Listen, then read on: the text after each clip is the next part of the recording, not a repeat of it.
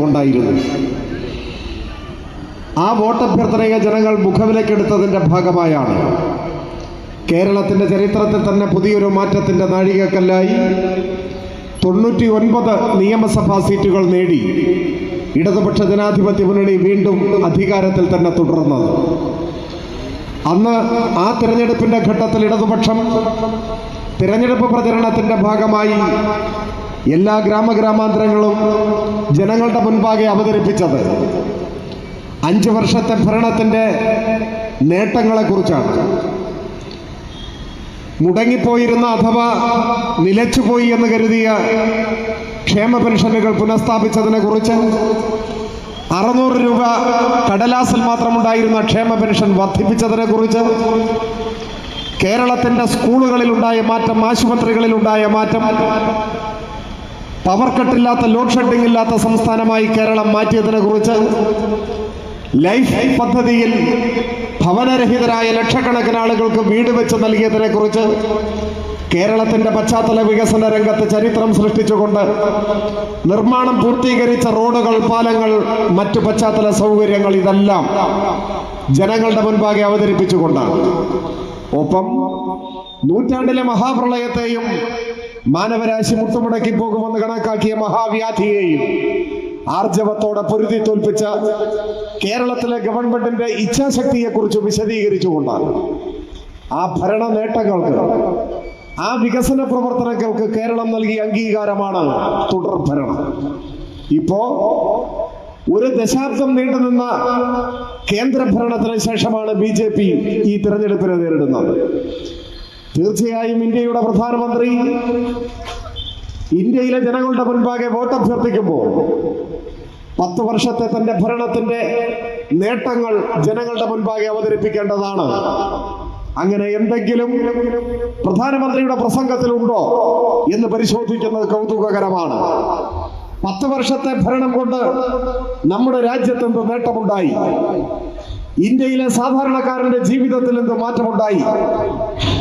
7 വർഷത്തെ പിണറായി സർക്കാരിന്റെ ഭരണത്തിന്റെ നേട്ടങ്ങൾ കേരളത്തിന്റെ ഏത് മുക്കിലും മൂലയിലും നോക്കിയാൽ കാണാവുന്നതായി അതിന്റെ സാക്ഷ്യപത്രങ്ങളായി ഉണ്ട്.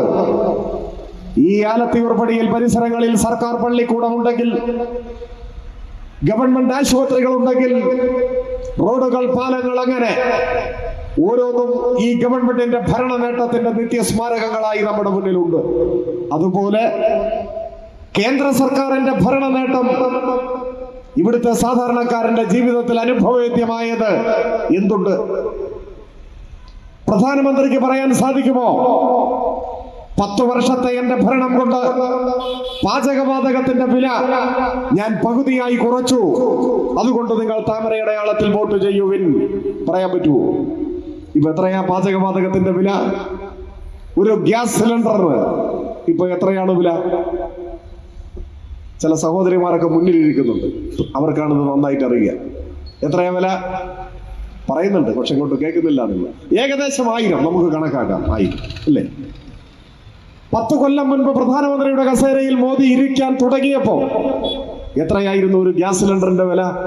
ഓർമ്മയുണ്ടോ? നമ്മൾ പെട്ടെന്ന് മറക്കും പഴയ കാര്യങ്ങളൊക്കെ. അന്ന് 400-ൽ താഴെയായിരുന്നു. 400-ൽ താഴെ. 10 കൊല്ലം പ്രധാനമന്ത്രി കസേരയിൽ നരേന്ദ്രമോദി ഇരുന്നപ്പോ 1.5 മടങ്ങ് വില വർദ്ധിച്ചു.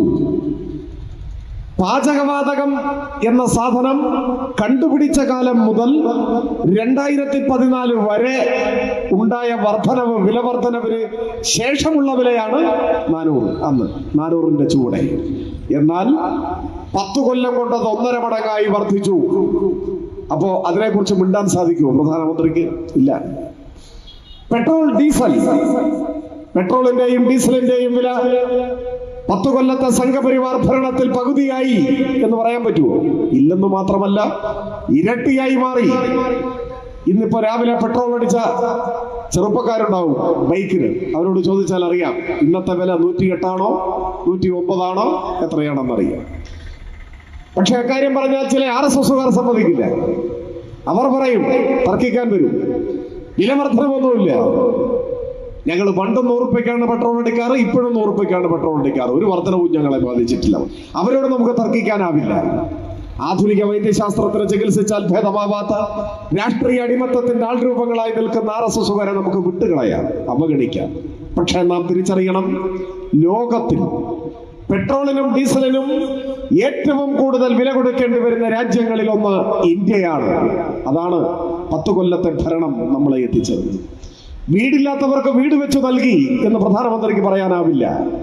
ലോകത്തിൽ ഏറ്റവും കൂടുതൽ ഭവനരഹിതരുള്ള രാജ്യം നമ്മുടെ രാജ്യമാണ്, ഇന്ത്യയാണ്. പോഷകാഹാരക്കുറവ് കൊണ്ട് മരിക്കുന്ന കുട്ടികൾ ലോകത്തിൽ ഏറ്റവും കൂടുതൽ ഇവിടെയാണ്. ലോകത്തിൽ ഏറ്റവും കൂടുതൽ തൊഴിലില്ലാത്ത ചെറുപ്പക്കാർ ഇന്ത്യയിലാണ്. ഈ അപമാന ഭാരം പേറേണ്ടി വരുന്ന സ്ഥിതിവിവര കണക്കുകളുടെ രാഷ്ട്രമായി ഇന്ത്യ നിലനിൽക്കുകയാണ്. ഇതാണ് നമ്മുടെ രാജ്യം. ദാരിദ്ര്യത്തിന്റെ, പട്ടിണിയുടെ, തൊഴിലില്ലായ്മയുടെ, ഭവനരാഹിത്യത്തിന്റെ, വിലക്കയറ്റത്തിന്റെ നാടായി ഇന്ത്യ മാറി. അതാണ് നമ്മുടെ രാജ്യത്തിന്റെ ശേഷിപ്പ്. അപ്പൊ ഭരണ നേട്ടങ്ങളെ കുറിച്ച് മിണ്ടാൻ പറ്റില്ല. എന്തു ചെയ്യും? അതിന് RSS കണ്ടുപിടിച്ച മാർഗമാണ് ഇന്ത്യയെ വർഗീയമായി വിഭജിക്കുക, വർഗീയാടിസ്ഥാനത്തിൽ വോട്ട് ബാങ്കുകൾ സൃഷ്ടിക്കുക, മതനിരപേക്ഷതയുടെ മരണവാറുണ്ടൊരുക്കുന്ന വർഗീയ ഭ്രാന്തിന്റെ ഇടമായി ഇന്ത്യയെ മാറ്റുക. ആ അപകടങ്ങളെ കുറിച്ചാണ് ഇവിടെ ഇതിനോടകം വിശദീകരിക്കപ്പെട്ടിട്ടുള്ളത്. നമ്മുടെ രാഷ്ട്രം നിലനിൽക്കുന്നത് മതനിരപേക്ഷതയുടെ അടിത്തറയിലാണ് എന്ന് നമുക്കറിയാം. അതാണ് ഇന്ത്യയുടെ സവിശേഷത. ലോകത്തിന്റെ മുന്നിൽ ഇന്ത്യ എന്ന രാജ്യം ഇങ്ങനെ നിലനിൽക്കാൻ കാരണം മതനിരപേക്ഷതയാണ്. മതനിരപേക്ഷതയുടെ വിശദീകരണങ്ങളിലേക്ക്, വ്യാഖ്യാനങ്ങളിലേക്കൊന്നും ഞാൻ കടന്നു പോകുന്നില്ല. ഒറ്റ വാക്കിൽ പറഞ്ഞാൽ, വിവിധ ജാതിമത വിഭാഗത്തിൽപ്പെട്ട മനുഷ്യർ തുല്യാവകാശങ്ങളോടെ കഴിയുന്നതാണ് ഇന്ത്യൻ മതനിരപേക്ഷതയുടെ പ്രത്യേകത. ഒറ്റ വാക്ക്, നമ്മൾ ഒന്നാണ് എന്നതാണ്. ഹിന്ദുക്കൾ, മുസ്ലിങ്ങൾ, പാഴ്സികൾ, ബുദ്ധമതക്കാർ, ജൈനമതക്കാർ, സിഖുകാർ, ക്രൈസ്തവർ, അങ്ങനെ വ്യത്യസ്തമായ മതവിഭാഗങ്ങളിലുള്ളവരാണ് നമ്മുടെ രാജ്യത്തെ ജനവിഭാഗങ്ങൾ. പക്ഷേ ഏത് മതത്തിൽപ്പെട്ടാലും എല്ലാ ഇന്ത്യക്കാരും തുല്യരാണ് എന്ന് ഭരണഘടന ഉദ്ഘോഷിക്കുന്നു. നാം സമന്മാരാണ്. അതുകൊണ്ടാണ് ഇന്ത്യ ഒരു രാജ്യമായി നിലനിൽക്കുന്നത്. എന്നാൽ ഈ മതനിരപേക്ഷ മൂല്യങ്ങളെ സംഘപരിവാർ അംഗീകരിക്കുന്നില്ല. അവർ ഇന്ത്യയെ ഒരു വർഗീയ മത റിപ്പബ്ലിക്കാക്കി മാറ്റണം എന്നാണ് നിശ്ചയിച്ചിട്ടുള്ളത്. 2025 ആകുമ്പോൾ RSS രൂപീകരിച്ചിട്ട് 100 വർഷമാകും. ആ 100ാം വർഷം ഇന്ത്യയെ മത റിപ്പബ്ലിക് ആക്കണം എന്നാണ് RSS കണക്കാക്കുന്നത്. ആ മത റിപ്പബ്ലിക്കിന്റെ പ്രത്യേകത എന്ത് എന്ന് RSS വിശദീകരിച്ചിട്ടുണ്ട്. RSSന്റെ രണ്ടാമത്തെ സർസംഘചാലകായ ഗോൾവൽക്കർ രചിച്ച വിചാരധാര, അതാണ് RSSന്റെ പ്രത്യയശാസ്ത്ര ഗ്രന്ഥം. RSSന്റെ പ്രവർത്തനങ്ങൾക്ക് വഴികാട്ടിയായ വിചാരധാരയിൽ തങ്ങളുടെ സ്വപ്നത്തിലുള്ള ഇന്ത്യയെ കുറിച്ച് അവർ വിശദീകരിക്കുന്നുണ്ട്. ആ ഇന്ത്യയുടെ ഭീഷണി ആരൊക്കെ എന്ന് പറയുന്നുണ്ട്. വിചാരധാരയുടെ അധ്യായം 19, ആ 19ാം അധ്യായത്തിന്റെ തലക്കെട്ട് ഇങ്ങനെയാണ്: ആഭ്യന്തര ഭീഷണി 1, മുസ്ലിങ്ങൾ എന്നാണ്. മുസ്ലിങ്ങളെ ഇന്ത്യയുടെ ഭീഷണിയായി കണക്കാക്കുന്നു RSS. അധ്യായം 20, ആഭ്യന്തര ഭീഷണി 2, ക്രിസ്ത്യാനികൾ എന്നാണ്. ക്രിസ്ത്യാനികളും ഭീഷണിയാണ്. അധ്യായം 21, ആഭ്യന്തര ഭീഷണി 3, കമ്മ്യൂണിസ്റ്റുകാർ. അതാണ്, കൂടുതൽ വിശദീകരിക്കേണ്ട കാര്യമില്ല. RSSന്റെ ഇന്ത്യ മുസ്ലിങ്ങളില്ലാത്ത ഇന്ത്യയാണ്. RSSന്റെ ഇന്ത്യ ക്രിസ്ത്യാനികളും കമ്മ്യൂണിസ്റ്റുകാരും ഇല്ലാത്ത ഇന്ത്യയാണ്. അനഭിമതരെയെല്ലാം തുടച്ചു നീക്കിയ ഒരു രാഷ്ട്രം. അതാണ് RSS സ്വപ്നം കാണുന്നത്. പട്ടികജാതി, പട്ടികവർഗക്കാർ, ആദിവാസികൾക്കൊന്നും അതിലിടമില്ല. അത് പ്രത്യേകമായി പറയാത്തത് മനുസ്മൃതിയുടെ കാഴ്ചപ്പാടിനെ അവർ ഉയർത്തിപ്പിടിക്കുന്നു എന്നതുകൊണ്ടാണ്. മനുസ്മൃതി ചാതുർവർണ്ണത്തെയാണ് പ്രതിനിധാനം ചെയ്യുന്നത്. ചാതുർവർണ്ണത്തിന്റെ കണ്ണിൽ പട്ടികജാതിക്കാരില്ല, പട്ടികവർഗക്കാരില്ല, ആദിവാസികളില്ല, ഒന്നുമില്ല. അതുകൊണ്ട് അത്തരത്തിലൊരു വിചിത്ര ഇന്ത്യയാണ് RSS കെട്ടിപ്പടുക്കാൻ ശ്രമിക്കുന്നത്. അതിന്റെ ആദ്യപടിയാണ് പൗരത്വ ഭേദഗതി നിയമം. പൗരത്വ ഭേദഗതി നിയമത്തെക്കുറിച്ച് ഇവിടെ വളരെ ചുരുങ്ങിയ വാക്കുകളിൽ ഭംഗിയായി വിശദീകരിച്ചു. അതാണ് കൃത്യം. പൗരത്വത്തിന്റെ മാനദണ്ഡം മതമായി മാറും. ലോകത്തിൽ എവിടെയും അങ്ങനെയില്ല. നിങ്ങൾ ആലത്തിയൂർപ്പടിയിൽ നിന്നും അമേരിക്കയിൽ പോയി ജോലി ചെയ്ത് അവിടെ ജീവിതം ആരംഭിച്ചാൽ, അമേരിക്കൻ പൗരത്വത്തിന് അപേക്ഷിച്ചാൽ നിങ്ങളുടെ മതം ഏത് എന്ന് പരിശോധിക്കില്ല. അമേരിക്ക മാത്രമല്ല, കാനഡയിലും ഫ്രാൻസിലും ഓസ്ട്രേലിയയിലും UK-യിലും എവിടെയായാലും ലോകത്തിലൊരു രാജ്യവും പൗരത്വത്തിന്റെ അപേക്ഷ പരിശോധിക്കുമ്പോൾ അപേക്ഷകന്റെ മതം ഏത് അന്വേഷിക്കില്ല. മതം ബാധകമല്ല. ഇന്ത്യയിലുമായിരുന്നില്ല, പക്ഷെ ഇപ്പോ ആയി. അതാണ് പൗരത്വ ഭേദഗതി നിയമം. ചില RSSകാർ പറയുന്നുണ്ട് ഇത് നമ്മളെയൊന്നും ബാധിക്കില്ല, ഇത് ബംഗ്ലാദേശിൽ നിന്ന് നുഴഞ്ഞു കയറിയ ആളുകളെ പിടികൂടാനാണ്. അല്ല, നിങ്ങളെയും ബാധിക്കാം. ആലത്തൂർപ്പടിയിൽ ജീവിക്കുന്ന നിങ്ങളെ ഈ നിയമം ബാധിക്കാം. എങ്ങനെ? നിങ്ങളുടെ പൗരത്വം ചോദ്യം ചെയ്യപ്പെടാം. ആര് ചോദ്യം ചെയ്യും എന്നാണെങ്കിൽ ഏതെങ്കിലും വിവരദോഷിയായ ഒരു RSSകാരൻ ഒരു പരാതി കൊടുത്താൽ മതി. നിങ്ങൾ ഇന്ത്യൻ പൗരനാണോ എന്ന് സംശയമുണ്ട്, പാകിസ്ഥാന്റെ ചാരനാണ് എന്ന് ബലമായ സംശയമുണ്ട് എന്നൊരു പരാതി കൊടുത്താൽ നിങ്ങളുടെ പൗരത്വം ചോദ്യം ചെയ്യപ്പെടും. അപ്പോൾ എന്ത് ചെയ്യും? നിങ്ങൾ ഇന്ത്യൻ പൗരനാണ് എന്ന് നിങ്ങൾ തെളിയിക്കണം. എങ്ങനെ തെളിയിക്കും? അതിന് തെളിവായി കണക്കാക്കുന്ന രേഖകൾ അത് സംഘടിപ്പിക്കുക അസാധ്യമാണ്. ഞാനതാകെ വിശദീകരിക്കുന്നില്ല. ഒരു പ്രധാനപ്പെട്ട രേഖയുടെ കാര്യം മാത്രം പറയാം. നിങ്ങൾ ഇന്ത്യൻ പൗരനാണ് എന്ന് തെളിയിക്കാൻ നിങ്ങൾ ഹാജരാക്കേണ്ട സുപ്രധാനമായ ഒരു രേഖ നിങ്ങളുടെ പിതാവിന്റെ ജനന സർട്ടിഫിക്കറ്റിന്റെ കോപ്പിയാണ്. നിങ്ങളുടെ വല്യപ്പൂപ്പാന്റെ ജനന സർട്ടിഫിക്കറ്റിന്റെ കോപ്പി. ഇവിടെ ഒത്തുകൂടിയിരിക്കുന്ന നിങ്ങളിൽ എത്ര പേരുടെ കയ്യിൽ നിങ്ങളുടെ പിതാവിന്റെ ജനന സർട്ടിഫിക്കറ്റിന്റെ കോപ്പിയുണ്ട്? പിതാവിന്റെ പിതാവ് എന്നോ മരിച്ചു പോയിട്ടുണ്ടാവും. അദ്ദേഹത്തിന് ജനന സർട്ടിഫിക്കറ്റ് തന്നെ ഉണ്ടാവില്ല. നമ്മുടെ നാട്ടിൽ ജനന സർട്ടിഫിക്കറ്റ് ഒക്കെ സൂക്ഷിക്കാൻ തുടങ്ങിയിട്ട് കാലം എത്രയായി? ഇത്ര നീണ്ട കാലമായോ?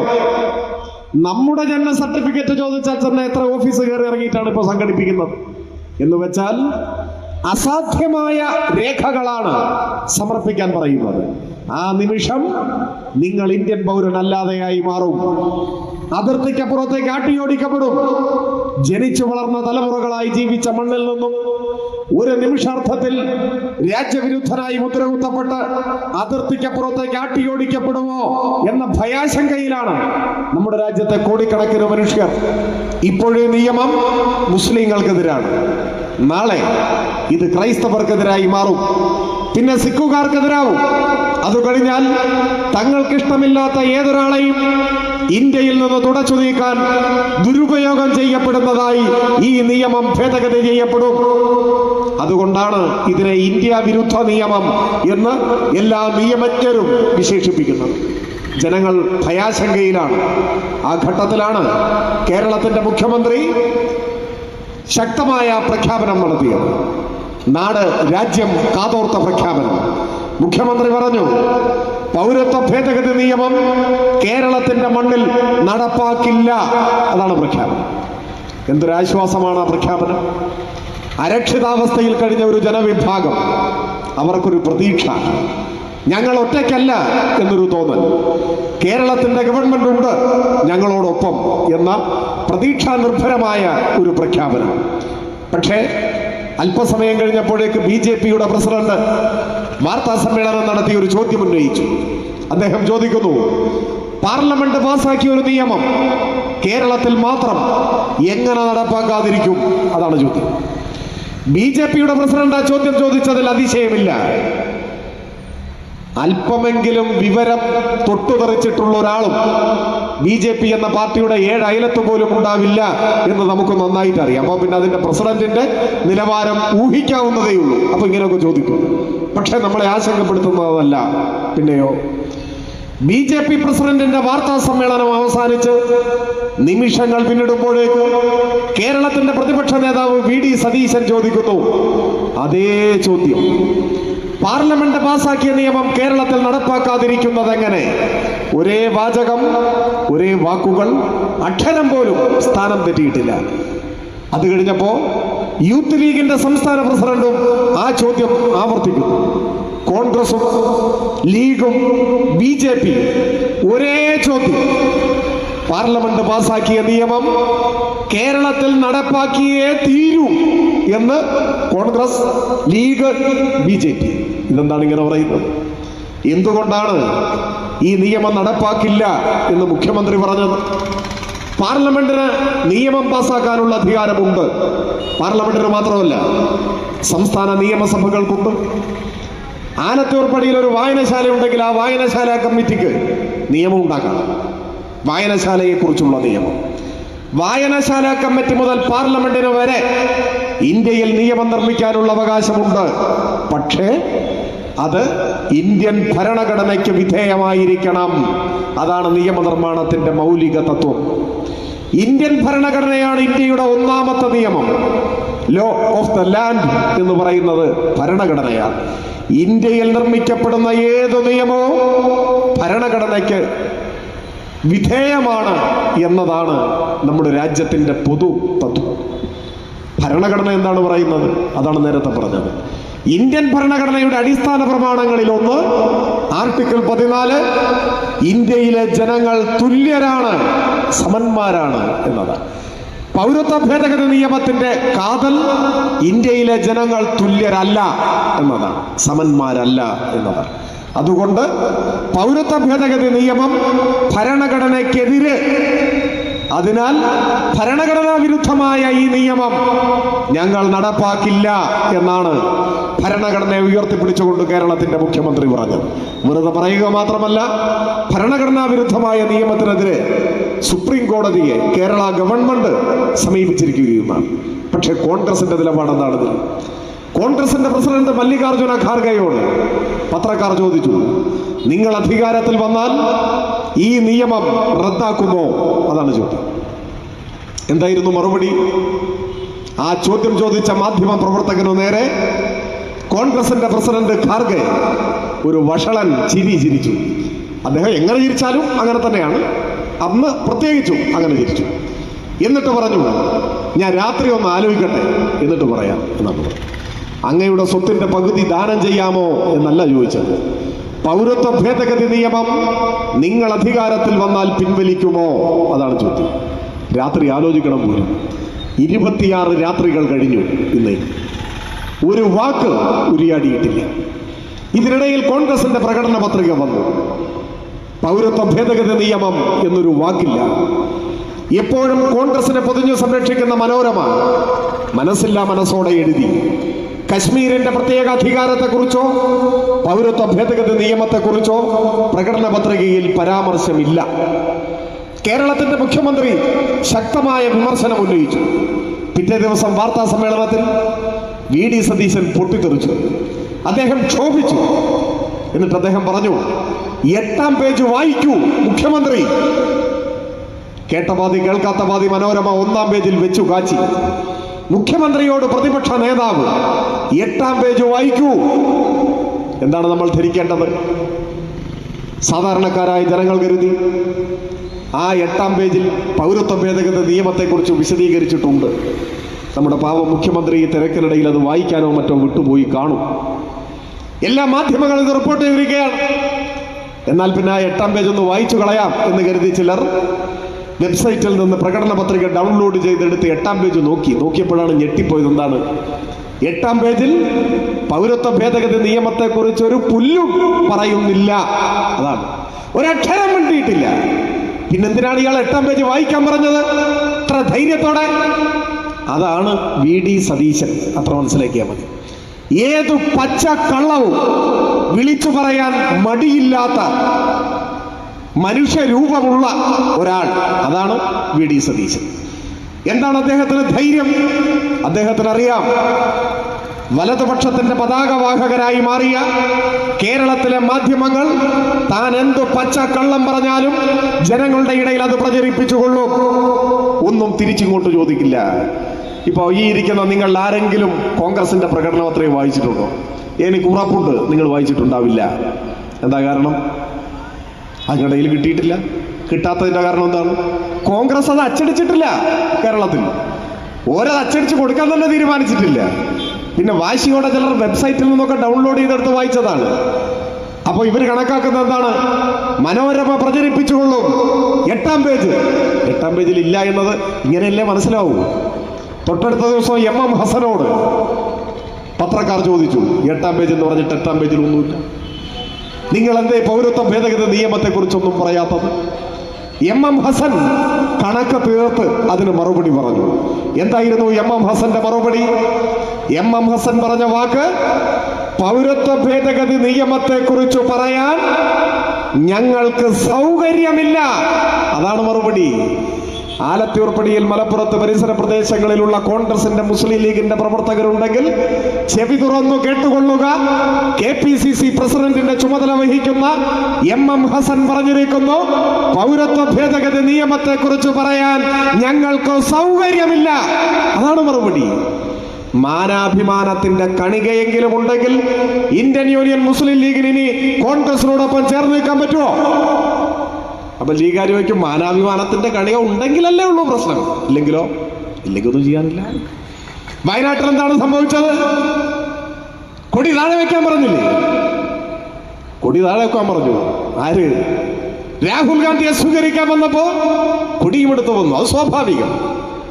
അപ്പോ കോൺഗ്രസിന്റെ Wayanad DCC president, DCC general secretary PM Sudhakaran, അദ്ദേഹമാണ് നേതൃത്വം കൊടുത്തത്. അദ്ദേഹം പറഞ്ഞു, ലീഗിന്റെ കൊടി ഉയർത്താൻ പാടില്ല, എല്ലാവരും മടക്കിക്കോ. കൊടി മടക്കി അരയിൽ താഴ്ത്തി. അവരുടെ കയ്യിൽ ഒരു ബലൂൺ വെച്ചു കൊടുത്തു കോൺഗ്രസ്. വന്ധ്യ വയോധികരുൾപ്പെടെയുള്ള ലീഗിന്റെ നേതാക്കന്മാർ ബലൂൺ ഇങ്ങനെ ഊതുകയാണ്. ബലൂൺ ഊതി വീർപ്പിച്ച് ബലൂൺ കയ്യിൽ പിടിച്ച് നിൽക്കുക.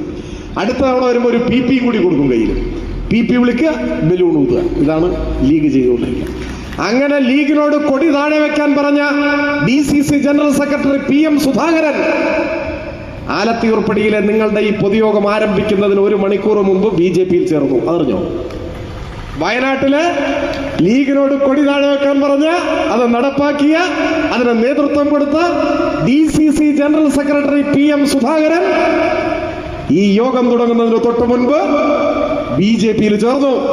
അതാണ് കോൺഗ്രസ്. ഒരു PM സുധാകരൻ മാത്രമൊന്നുമല്ല. ഇന്ന് കോൺഗ്രസ് വിട്ട് BJPയിൽ ചേർന്നവർ എത്ര പേർ? എണ്ണിയാൽ തീരില്ല. കോൺഗ്രസിന്റെ അഖിലേന്ത്യാ general secretary Tajinder Singh Bittu, block സെക്രട്ടറിന്റെ കാര്യമല്ല പറയുന്നത്, അഖിലേന്ത്യാ ജനറൽ സെക്രട്ടറി. പ്രിയങ്ക ഗാന്ധിയുടെ ഉറ്റ അനുയായിയായി അറിയപ്പെടുന്ന ആളാണ്. ഹിമാചൽ പ്രദേശ് സ്റ്റേറ്റിന്റെ ചുമതലയാണ്. ഇന്ന് കോൺഗ്രസ് വിട്ട് BJPയിൽ ചേർന്നു. ഇന്നത്തെ വാർത്തയാണ്. ഇന്നലെയോ റോഹൻ ഗുപ്ത എന്ന് പറഞ്ഞാൽ കോൺഗ്രസിന്റെ അഖിലേന്ത്യാ വക്താവ്. ഒക്കെ അഖിലേന്ത്യയാണ്, ചില്ലറ കളിയൊന്നുമല്ല. സാധാരണ സീറ്റ് കിട്ടാത്ത വരുമ്പോ പിണങ്ങിയിട്ടൊക്കെ പോകും. അതൊക്കെ കോൺഗ്രസിൽ സർവ്വസാധാരണ. റോഹൻ ഗുപ്തയ്ക്ക് സീറ്റ് കൊടുത്തു. അഹമ്മദാബാദ് ഈസ്റ്റ് മണ്ഡലത്തിൽ കോൺഗ്രസിന്റെ സ്ഥാനാർത്ഥിയായി കോൺഗ്രസ് വർക്കിംഗ് കമ്മിറ്റി പ്രഖ്യാപിച്ചു. കോൺഗ്രസിന്റെ അഖിലേന്ത്യാ വക്താവ് റോഹൻ ഗുപ്ത പറഞ്ഞു, സീറ്റും വേണ്ട, കോപ്പും വേണ്ട എന്ന് പറഞ്ഞിട്ട് അയാൾ നേരെ BJPയിൽ പോയി. ഇതാണ് കോൺഗ്രസ്. അങ്ങനെ പോയിക്കൊണ്ടേയിരിക്കുന്നു. ഞാൻ ചുരുക്കുകയാണ്, എനിക്ക് മറ്റൊരു യോഗത്തിൽ കൂടി പങ്കെടുക്കണം. പറഞ്ഞു വന്നത്, ഇന്ത്യയിലെ ന്യൂനപക്ഷങ്ങൾക്ക് കോൺഗ്രസിൽ വിശ്വാസം അർപ്പിക്കാനാവില്ല. കോൺഗ്രസ് അതിവേഗതയിൽ BJPയിലേക്ക് ഒഴുകിക്കൊണ്ടേയിരിക്കുകയാണ്. ഇവിടെ മുസ്ലിം ലീഗിന്റെ പ്രവർത്തകർ, സാധാരണക്കാരായിട്ടുള്ള ഇവിടെ പ്രവർത്തകരൊക്കെ ഉണ്ടാവും. അവരോടൊന്നും ഒരു വിരോധവും നമുക്കില്ല. നമുക്കെന്ത് വിരോധം? രാഷ്ട്രീയമായ വിയോജിപ്പുണ്ട്. പക്ഷേ നമ്മുടെ നാട്ടുപുറത്തുള്ളവരെല്ലാം സുഹൃത്തുക്കളായി കഴിയുന്നവരല്ലേ. നിങ്ങൾ ചിന്തിക്കണം, ഈ പ്രതിസന്ധിയുടെ ഘട്ടത്തിൽ നമ്മുടെ രാജ്യത്തിന്റെ മതനിരപേക്ഷത തകർക്കപ്പെടുമ്പോൾ, ഇന്ത്യൻ ന്യൂനപക്ഷങ്ങൾക്ക് മരണവാറണ്ടൊരുക്കുമ്പോൾ, രാജ്യത്തെ വിഭജിക്കാൻ വേണ്ടി സംഘപരിവാരം ആസൂത്രിതമായ നിലപാടുകൾ സ്വീകരിക്കുമ്പോൾ പതാക താഴ്ത്തിവെക്കാൻ പറയുന്നവരാണോ?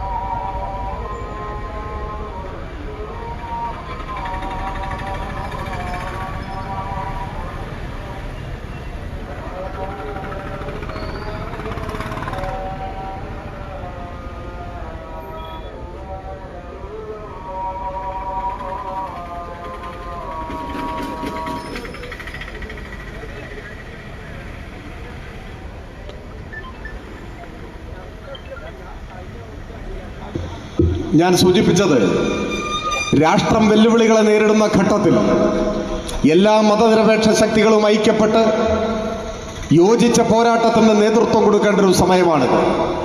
ഫാസിസത്തിന്റെ കാലൊച്ച കേൾക്കുമ്പോഴേ കൊടി താഴെ വയ്ക്കുകയല്ല വേണ്ടത്. എന്താ ന്യായം? മുസ്ലിം ലീഗിന്റെ കൊടി ഉയർത്തിയാൽ പാകിസ്ഥാന്റെ കൊടിയാണെന്ന് പറഞ്ഞ് RSS പ്രചരണം നടത്തുമത്രേ. അത് ശരിയായിരിക്കാം, ഏതു ഹീനമായ പ്രചരണവും RSS നടത്തും. പക്ഷേ RSSനെ ഭയന്ന് കൊടി ഏഴായി മടക്കി അരയിൽ തിരുകയാണ് വേണ്ടത് എന്നാണ് ചിന്തിക്കേണ്ടത്. എന്തേ കോൺഗ്രസിന് മറുപടി പറയാൻ പറ്റില്ലേ? ഇത് പാകിസ്ഥാന്റെ കൊടിയല്ല, ഇത് ഇന്ത്യൻ യൂണിയൻ മുസ്ലിം ലീഗിന്റെ കൊടിയാണ്. ആ പാർട്ടി കേരളത്തിൽ കോൺഗ്രസിന്റെ സഖ്യകക്ഷിയാണ്. അങ്ങനെ പറഞ്ഞൂടെ?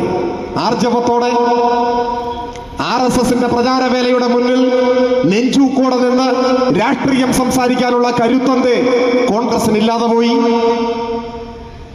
സയ്യിദ് അബ്ദുർ റഹ്മാൻ ബാഫക്കി തങ്ങളും CH ഇസ്മായിൽ സാഹിബും ശിഹാബ് തങ്ങളും എല്ലാം പിടിച്ച ആ കൊടി മടക്കി താഴ്ത്തി വെക്കാൻ ഒരു മടിയും ലീഗിനുണ്ടായില്ല. കൊടി താഴ്ത്തുക എന്നൊക്കെ പറഞ്ഞ ഒരു പ്രയോഗമാണ്. അതിന്റെ അർത്ഥം പരാജയം സമ്മതിക്കുക എന്നതാണ്. തെരഞ്ഞെടുപ്പിന് മുൻപേ തോൽവി സമ്മതിച്ചു എന്നാണ് അതിന്റെ അർത്ഥം. ആയുധം താഴെ വയ്ക്കുക, കൊടി താഴ്ത്തുക എന്നൊക്കെ പറഞ്ഞാൽ അതിന്റെ അർത്ഥം അതാണ്.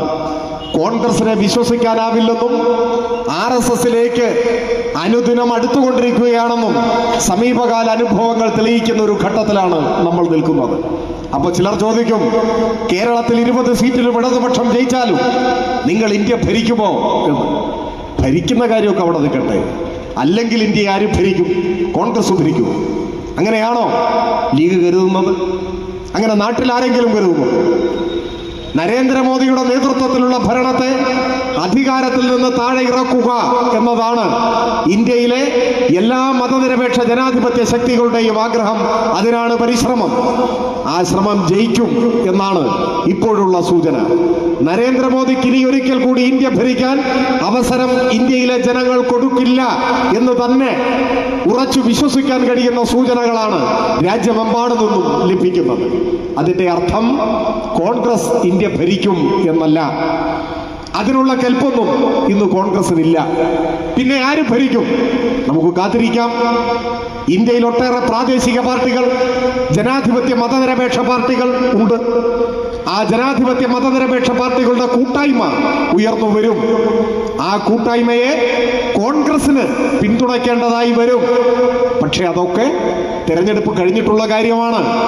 ഇപ്പോ കേരളത്തിൽ 20 സീറ്റിലും ഇടതുപക്ഷ ജനാധിപത്യ മുന്നണിയുടെ സ്ഥാനാർത്ഥികൾ വിജയിച്ചാൽ ഒരു കാര്യം നമുക്ക് ഉറപ്പിക്കാൻ കഴിയും: രാജ്യത്തെ തകർക്കുന്ന നിലപാടുകൾ പാർലമെന്റിൽ ഉണ്ടായാൽ ആ 20 പേർ നിശബ്ദരായിരിക്കില്ല. അവർ പ്രതിഷേധിക്കും. പ്രതിഷേധത്തിന്റെ ശബ്ദമുയരും. പാർലമെന്റിനെ സമരവേദിയാക്കി മാറ്റാനാവും. ഒപ്പം കേരളത്തെ സാമ്പത്തികമായി ശ്വാസം മുട്ടിച്ചു കൊല്ലാനുള്ള നീക്കമാണ് കഴിഞ്ഞ കാലത്തുണ്ടായത്. ആ 5 കൊല്ലവും പാർലമെന്റിൽ കേരളം അനാഥമായി.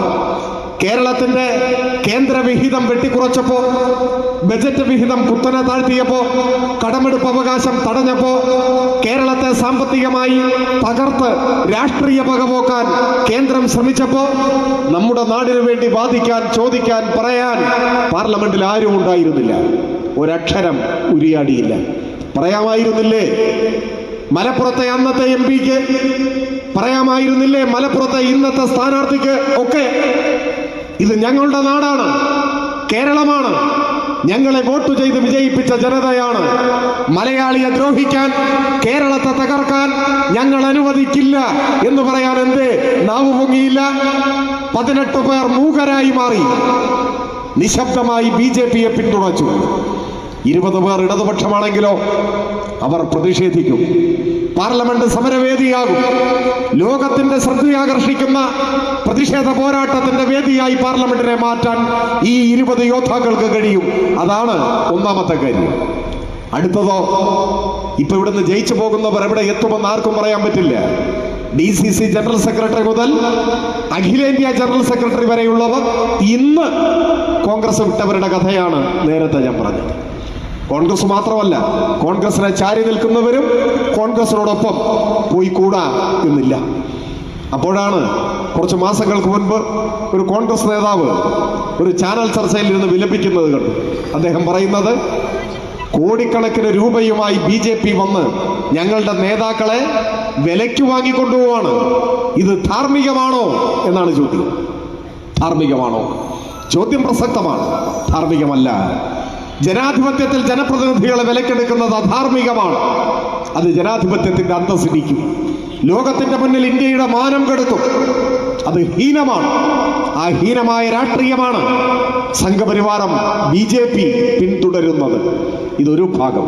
മറുഭാഗമോ, നോട്ടുകെട്ടുകളുമായി വിലയ്ക്ക് വാങ്ങാൻ BJP വരുമ്പോ മനസ്സ് ചഞ്ചലപ്പെട്ട് സ്വയം വില നിശ്ചയിച്ച് സ്വയം വിൽപ്പന ചരക്കായി മാറാൻ ഒരു മടിയും കാണിക്കാത്ത എരപ്പാളികളുടെ കൂടാരമായി ഇന്ത്യയിലെ കോൺഗ്രസ് മാറി. അതും വസ്തുതയല്ലേ? രണ്ടും വസ്തുതയാണ്. നോട്ടുകെട്ടുകളുമായി വിലയ്ക്ക് വാങ്ങാൻ വരുന്ന BJPയും ആ നോട്ടുകെട്ടുകൾ വാങ്ങി സ്വയം വിൽക്കുന്ന കോൺഗ്രസും ജനാധിപത്യത്തിന് അപമാനമായി നമ്മുടെ രാജ്യത്ത് നിൽക്കുകയാണ്. അവിടെയാണ് കേരളത്തിൽ നിന്നും 20 ഇടതുപക്ഷ മുന്നണിയുടെ യോദ്ധാക്കൾ പാർലമെന്റിലേക്ക് തിരഞ്ഞെടുക്കപ്പെട്ടാൽ, മലപ്പുറത്തിന്റെ മണ്ണിൽ നിന്നും യുവജന പ്രസ്ഥാനത്തിന്റെ നായകൻ വസീഫ് പാർലമെന്റിലേക്ക് തെരഞ്ഞെടുക്കപ്പെട്ടാൽ നിങ്ങൾക്ക് ഉറപ്പിക്കാം, നാളിതുവരെ റിസർവ് ബാങ്ക് ഓഫ് ഇന്ത്യ അച്ചടിച്ച അത്രയും കറൻസി കെട്ടുകളായി മുന്നിൽ കൊണ്ടുവന്നാലും ഒരാളെപ്പോലും സംഘപരിവാരത്തിന് വിലക്കെടുക്കാനാവില്ല. നമ്മുടെ നാടിനെ ഒറ്റിക്കൊടുക്കില്ല, സ്വയം വിൽപ്പനയ്ക്ക് വയ്ക്കില്ല. നമ്മുടെ ഓരോരുത്തരുടെയും വീട്ടിൽ നിന്നും നമ്മുടെ കുടുംബാംഗമായ ഒരാൾ ഇന്ത്യൻ പാർലമെന്റിൽ ഉണ്ട് എന്ന് വസീഫ് വിജയിച്ചാൽ നമുക്ക് ഉറപ്പിക്കാൻ കഴിയും. ആ അവകാശബോധത്തോടെ, സ്വാതന്ത്ര്യത്തോടെ, അധികാരത്തോടെ നമ്മുടെയും നാടിന്റെയും ആവലാതികൾ, വികസനാവശ്യങ്ങൾ അദ്ദേഹത്തിന്റെ മുൻപാകെ അവതരിപ്പിക്കാനും അതിന് പരിഹാരം കാണാനുമുള്ള അവസരം തുറന്നു കിട്ടും. കഴിഞ്ഞ 5 കൊല്ലം ഈ നാട്ടിൽ ആരെങ്കിലും ഈ നാടിന്റെ എന്തെങ്കിലും ഒരാവശ്യം MP-യുമായി ചർച്ച ചെയ്യാൻ, അതിന് പരിഹാരം ഉണ്ടാക്കാൻ സാധിച്ചിട്ടുണ്ടോ? അങ്ങനെ ഒരു അനുഭവം ഈ നാടിനില്ല എന്ന നല്ല ബോധ്യമുള്ളത് കൊണ്ടാണ് ഞാനിത് ചോദിച്ചത്. ഞാൻ ചുരുക്കുന്നു, ഈ വസ്തുതകളാകെ പരിഗണിച്ച് ഇന്ത്യയുടെ ഭാവിയെ കരുതി, കേരളത്തിന്റെ നാളെയെ കരുതി, മലപ്പുറത്തിന്റെ വികസന സ്വപ്നങ്ങൾ സാക്ഷാത്കരിക്കാനൊക്കെ കൈവന്ന ഒരു അവസരമായി മതനിരപേക്ഷ ജനാധിപത്യ ഇന്ത്യയുടെ സംരക്ഷണാർത്ഥം കൂടി ഈ തെരഞ്ഞെടുപ്പിൽ ഇടതുപക്ഷ ജനാധിപത്യ മുന്നണിയുടെ സ്ഥാനാർത്ഥിയെ മികച്ച തിളക്കമാർന്ന ഭൂരിപക്ഷത്തോടെ വിജയിപ്പിക്കാൻ ഉള്ള പ്രവർത്തനങ്ങൾക്ക് നിങ്ങളെല്ലാം മുൻകൈയെടുക്കണം എന്നുകൂടി അഭ്യർത്ഥിച്ചുകൊണ്ട് എൻ്റെ ഈ വാക്കുകൾ അവസാനിപ്പിക്കുന്നു.